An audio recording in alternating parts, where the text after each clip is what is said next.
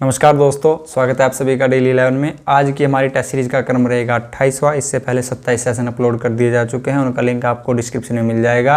आप चैनल की प्लेलिस्ट में जाकर भी उनको देख सकते हैं। दोस्तों, जो छात्र आज चैनल पर नए हैं, मैं उनको बता दूँ, इस टेस्ट सीरीज में 25 क्वेश्चन रहते हैं, 10 उत्तराखंड, 10 जीके और 5 हिंदी से। अंत में आप मुझे बताते हैं कि आपने कितने अंक अर्जित किए।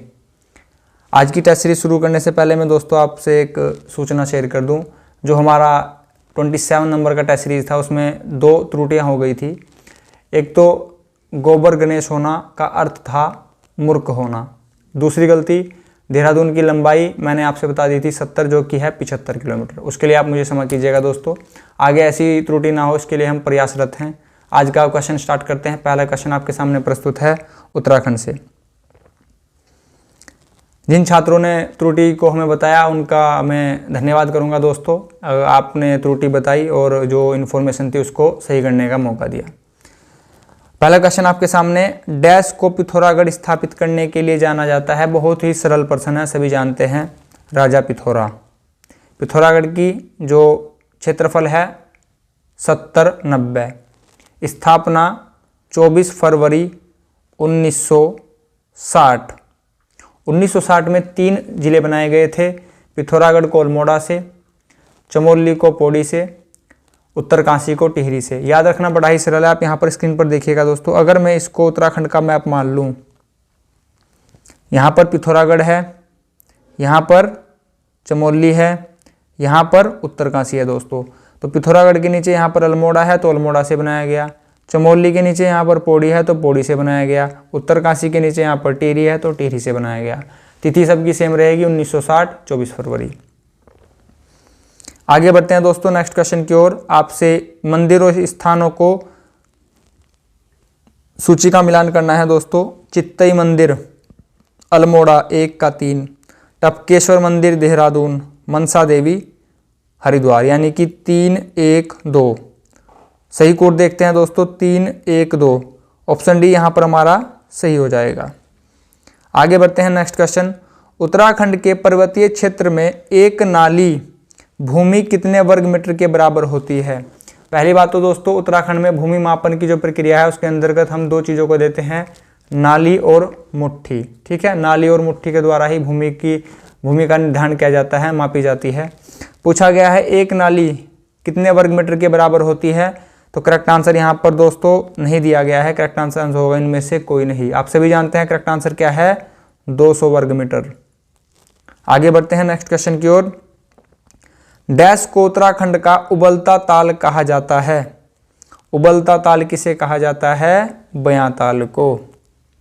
ठीक है दोस्तों, आगे बढ़ते हैं। निम्न में से पाताल भुवनेश्वर क्या है? पाताल भुवनेश्वर क्या है? एक गुफा है। अब बात करते हैं यह कहाँ है। तो दोस्तों एक बात ध्यान से सुनिएगा, अगर हो पाताल भुवनेश्वर, आई रिपीट भुवनेश्वर, तो करेक्ट आंसर लगाइएगा पिथौरागढ़। अगर ऑप्शन में हुआ पाताल रुद्रेश्वर, पाताल रुद्रेश्वर, तो करेक्ट आंसर होगा चंपावत। यहाँ पर बहुत कन्फ्यूजन होता है, इसको आप सही कर लीजिएगा। आगे बढ़ते हैं।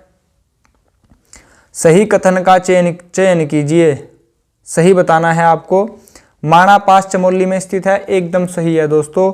सेलाधुरा पास पिथौरागढ़ में स्थित है, यह भी सही है दोस्तों। सेलाधुरा या फिर पास या फिर खाल, ये सभी क्या हैं? दर्रे हैं। ठीक है, आगे बढ़ते हैं। सरल सा प्रश्न आ जाता है कि धुरा किसे कहा जाता है, तो दर्रों को, पास, खाल सभी को दर्रे कहा जाता है।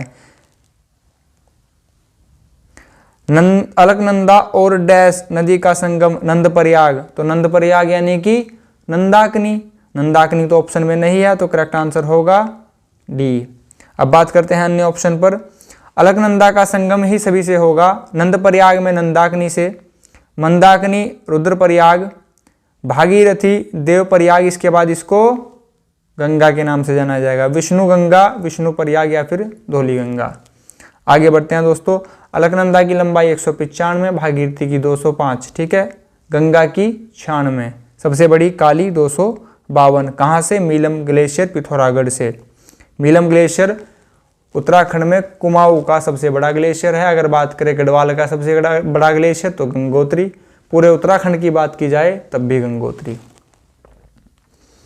रहस्यमयी झील के रूप में जाने जाने वाली, तो दोस्तों रहस्यमयी झील के रूप में तो रूपकुंड, कहाँ पर?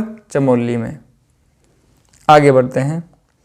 यूनेस्को द्वारा डैश को वर्ष 1988 में वैश्विक धरोहर स्थल घोषित किया गया। काफ़ी बार बताया है, समझ गए होंगे क्या आंसर होगा। 1988 नंदा देवी बायोस्फीयर रिजर्व। इसकी स्थापना कब की गई थी? नंदा देवी 1982 में। फूलों की घाटी की स्थापना भी 1982 में, परंतु फूलों की घाटी को विश्व धरोहर की सूची में कब सम्मिलित किया गया? 2005 में। नंदा देवी 88, फूलों की घाटी 2005, याद रखिएगा दोस्तों। बात करते हैं राजाजी, तो 1983 में स्थापना की गई थी। आगे बढ़ते हैं। बद्रीनाथ धाम के कपाट खोलने की तिथि किस दिन निश्चित की जाती है? कि बद्रीनाथ के कपाट किस दिन खोले जाएंगे, तो वह तिथि कब निश्चित की जाती है? बसंत पंचमी के दिन। याद रखना सरल है, ब से बद्रीनाथ और ब से ही बसंत पंचमी। ठीक है दोस्तों, आप मुझे यहाँ पर बताइए कि होली के दिन वह कौन सी जनजाति है जो खिचड़ी नृत्य करती है? कमेंट बॉक्स में बताइएगा, वीडियो को पॉज करके बताइए। ठीक है दोस्तों, कुछ छात्रों ने तो अब तक बता भी दिया होगा। शुद्ध शब्द का चयन कीजिए। उत्तराखंड के प्रश्न समाप्त होते हैं, हिंदी स्टार्ट करते हैं। शुद्ध शब्द का चयन कीजिए, तो आशीर्वाद की वर्तनी के बारे में पूछा गया है। ऑप्शन ए आशीर्वाद। यहाँ पर जो र है बिल्कुल सही है दोस्तों। आगे बढ़ते हैं। अशुद्ध शब्द का चयन कीजिए, तो अशुद्ध शब्द सम्मार्ग नहीं दोस्तों, सन्मार्ग होता है, म नहीं आएगा। सम्मुख होता है, न नहीं आएगा। सुहाद्र में ये र नहीं आएगा, ये सभी अशुद्ध थे। ठीक है। निम्नलिखित शब्दों में यण संधि वाले शब्दों का चयन कीजिए। यण मैंने क्या बताया था, शब्द में य और वो आएगा, तो देख लीजिए। ई प्लस अ य बना रहे हैं, उ प्लस अ व बना रहे हैं, स त यहाँ पर दग बन रहा है। तो दोस्तों यहाँ पर ऑप्शन ए और बी सही है, दोनों में यण संधि है, यानी कि करेक्ट आंसर ऑप्शन सी हो जाएगा। ऑप्शन डी में आप देख पा रहे हैं सत्य प्लस गुण सदगुण व्यंजन संधि। आगे बढ़ते हैं दोस्तों। उत प्लस मत, यहाँ पर क्या बना दोस्तों? त और म से नए बना, तो कौन सी संधि होगी? यहाँ पर दीर्घ और गुण में तो दोस्तों स्वर संधि होती है, तो स्वर तो यहाँ पर कहीं नहीं दिखाई दे रहा मुझे। त और मो तो व्यंजन होते हैं, तो करेक्ट आंसर होगा व्यंजन संधि। बड़ा ही सरल था। आगे बढ़ते हैं। जो रहीम गति दीप की कूल कपूत, कपूत गति सोए, बड़े उजियारा करे बड़े अंधेरे होए। यहाँ पर क्या है दोस्तों? जो एक कपूत लिखा गया है, जो रहीम गति दीप की कूल कपूत गति सोए, इस शब्द से काफी शब्द चिपके हुए हैं, और चिपकने का मतलब क्या था? सलेश अलंकार। ठीक है दोस्तों, जहां पर एक शब्द कई बार आए और तथा उसके अर्थ भी अनेक हों, तो यमक अलंकार। इसका हमारा करेक्ट आंसर होगा यहाँ पर सलेश अलंकार। सलेश का अर्थ चिपकना। आगे बढ़ते हैं दोस्तों। आप भी दोस्तों अपनी किताबों से चिपके रहिएगा अगर मेरिट में अपना स्थान चाहते हैं तो। यहाँ पर कंप्यूटर का क्वेश्चन है दोस्तों। जीके के 10 क्वेश्चन स्टार्ट होते हैं। BCD की फुल फॉर्म पूछी गई है, तो बाइनरी कोडेड यानी कि ऑप्शन ए और सी में से कोई सा सही होगा। बाइनरी कोडेड डेसिमल यहाँ पर करेक्ट आंसर होगा दोस्तों। आगे बढ़ते हैं नेक्स्ट क्वेश्चन की ओर।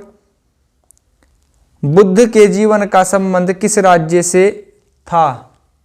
तो आप मुझे बताइए, बुद्ध का संबंध दिल्ली से था क्या? ऑप्शन ए तो कट गया, तो बचते हैं ऑप्शन सी और B. Correct answer option D होगा, जिसमें लिखा गया है option B and C both are correct here. दोनों ही ऑप्शन यहाँ पर सही हैं। बुद्ध का जन्म बताइए दोस्तों, बुद्ध का जन्म कब हुआ था? 563 ईसा पूर्व। मृत्यु 483 ईसा पूर्व। तो कितने वर्ष का जीवन काल रहा?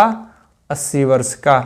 ठीक है दोस्तों, जन्म कहाँ हुआ था? लुम्बिनी। ठीक है, और मृत्यु कहाँ हुई थी? कुंडलवन। अध्यक्ष सदन के किसी भी सदस्य को बोलने से रोक सकता है और अन्य किसी सदस्य को बोलने के लिए कह सकता है, तो इसे क्या कहा जाएगा? इस घटना को कहा जाएगा बैठ जाना। थोड़ी कॉमेडी हो गई है तो। लोकसभा अध्यक्ष या फिर कहें स्पीकर, जिसे उसका मन हो उन्हें बोलने के लिए कह सकता है, और जिसे उनका मन हो बोल सकता है कि आप बैठ जाइए, आप मत बोलिए। तो इस घटना को क्या कहा जाता है? सरल है दोस्तों, बैठ जाना। ठीक है, आगे बढ़ते हैं।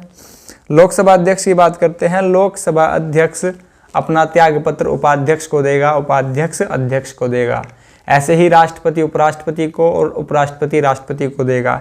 एक क्वेश्चन यहाँ से ये आएगा दोस्तों, क्या लोकसभा का अध्यक्ष अध्यक्ष बनने के बाद शपथ लेता है? नहीं दोस्तों, जो लोकसभा का अध्यक्ष होता है वह अपने सदस्य के, जब वह सदस्य होता है तभी शपथ ले लेता है, अध्यक्ष बनने के बाद शपथ नहीं लिया जाता दोस्तों। ठीक है, आगे बढ़ते हैं। निम्नलिखित में से कौन से पूंजी लेखा की रचना करते हैं? लोकसभा अध्यक्ष से एक और तथ्य मेरे मन में है दोस्तों, वह है लोकसभा अध्यक्ष यह निर्णय करता है कि कोई विधेयक धन विधेयक होगा अथवा नहीं। ठीक है, इसको फिर आप कहीं कोर्ट में ले जाके उस पर बात नहीं कर सकते। लोकसभा अध्यक्ष ने जो कह दिया सो कह दिया। अब बात आई है धन विधेयक की। धन विधेयक धन 10 110, वित्त विधेयक या वित्त आयोग 280। वित्त आयोग में कितने सदस्य होते हैं? वित्त यानी कि पैसा कैसे कमाया जाता है? मेहनत से मुट्ठी, 5। वित्त आयोग में 5 होते हैं, उनकी नियुक्ति कौन करता है? राष्ट्रपति। निर्वाचन आयोग में मैंने बताया था 3, 1 मुख्य 2 अन्य। और बात करते हैं जो लोकसभा हमारी संसद है उसका संयुक्त अधिवेशन होता है, तो कौन सा अनुच्छेद है? 108 अनुच्छेद। ठीक है दोस्तों, आज पॉलिटी से इतने तथ्य काफ़ी हैं। निम्नलिखित में से कौन से पूंजीगत लेखा की रचना करते हैं? पूंजीगत लेखा मतलब कि पैसे से संबंधित जुड़ी चीज़ें होंगी। विदेशी ऋण, हाँ जी।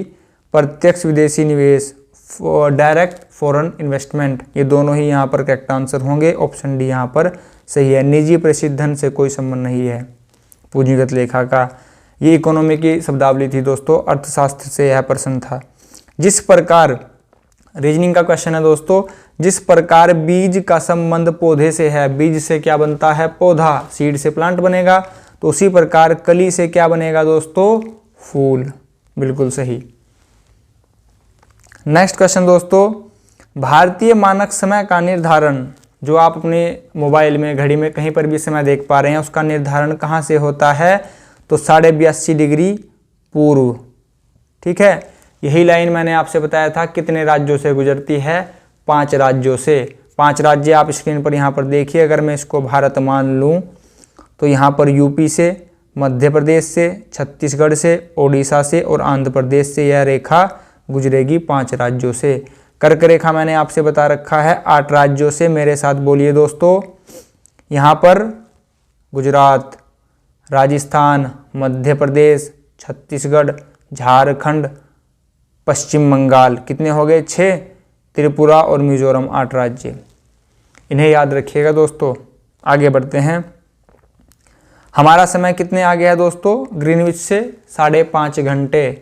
ठीक है, अगर अभी यहाँ पर 8:30 बज रहे हैं तो ग्रीनविच टाइम ब्रिटेन में क्या समय हो रहा होगा बताइए दोस्तों, कमेंट बॉक्स में बताइएगा। 5.5 घंटे उन्हें पीछे कर दीजिएगा। ठीक है, आगे बढ़ते हैं। पाक जल संधि का संबंध किससे है? तो पाक, तो पाकिस्तान तो करेक्ट आंसर नहीं होगा।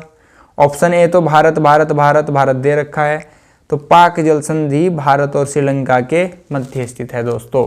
आगे बढ़ते हैं। अगर बात करें भारत और नेपाल के बीच में सीमा, काली नदी। ठीक है, काली नदी उत्तराखंड की सबसे लंबी नदी, लंबाई तो आपके अब रट गई होगी दोस्तों। यहाँ पर लिखा है STP विचारधारा में S का क्या तात्पर्य है? S का तात्पर्य हिंदी में बात करें तो खंडीकरण, खंड करना, इंग्लिश में बात करें तो सेगमेंटेशन। ठीक है दोस्तों, टुकड़े करना। कौन सा ऑपरेशन उत्तराखंड से संबंधित है? तो आपके याद होगी केदारनाथ में त्रासदायी थी मंदाकिनी, याद आई दोस्तों कुछ? 2000 कब थी? 2013, तिथि 16-17 जून। तो उसको लेकर जो ऑपरेशन चलाया गया था उसका नाम था ऑपरेशन सूर्य होप। आप मुझे बताएंगे कि उसमें जो हेलीकॉप्टर दुर्घटनाग्रस्त हुआ था उसका नाम क्या था? ठीक है, चलो मैं ये बता देता हूँ, MV करके उसका नाम था दोस्तों, MVI। ठीक है, आगे बढ़ते हैं। कौन सा शहर कांच कुटीर उद्योग के लिए प्रसिद्ध है? तो कांच के लिए क्या हरिद्वार प्रसिद्ध है या देहरादून? करेक्ट आंसर होगा फिरोजाबाद। ठीक है दोस्तों, कांच के लिए फिरोजाबाद प्रसिद्ध है। आज के हमारे सेशन में इतना ही दोस्तों। यह था हमारा 28वां क्रम। जो छात्र आज नए हो चैनल पर, अगर उनको यह टेस्ट सीरीज दोस्तों लाभदायक लगी हो तो प्लीज़ चैनल को सब्सक्राइब कीजिएगा, शेयर कीजिएगा, लाइक कीजिएगा, कमेंट कीजिएगा। अगर आपको टेस्ट सीरीज से लगता है कि कोई लाभ नहीं हो रहा है तो कुछ मत कीजिएगा दोस्तों। आपने अपना बहुमूल्य समय दिया, इसके लिए आप सभी का बहुत बहुत धन्यवाद। नमस्कार दोस्तों।